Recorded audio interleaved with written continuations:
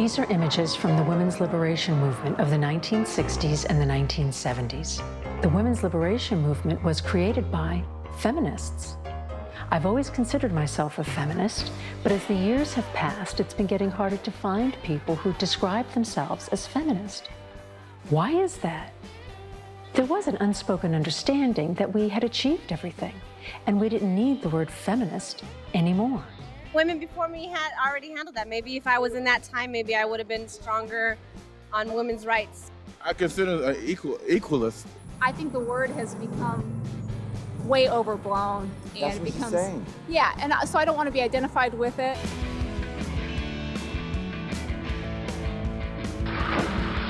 There is a whole new generation coming, soon to be young adults.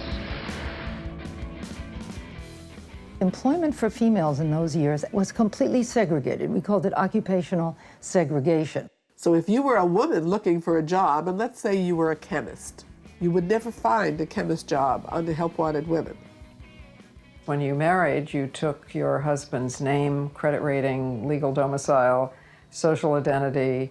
Marriage was legally designed for a person and a half. You know, women didn't have the opportunity to get the credit in their own name until 1975.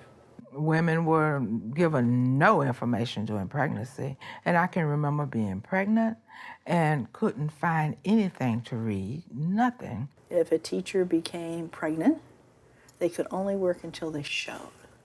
Once they showed that they were pregnant, this would shock the children. They were then laid off or fired. This was a time when they were saying, oh, what is wrong with American women? They've had too much education. It keeps them from adjusting to their role as housewives. So I was going to disprove this, that education did make women question their role as women. But it began to seem more and more to me that it was not the education that was the problem, it was the definition of the role of women. I was like a red flag, a red, blanket for a bull. I would walk in and everyone would go bananas. The guys thought we were, gonna overturn their lives, which in some ways we did. And many, many women, probably most women in those days, thought we were really something to stay away from.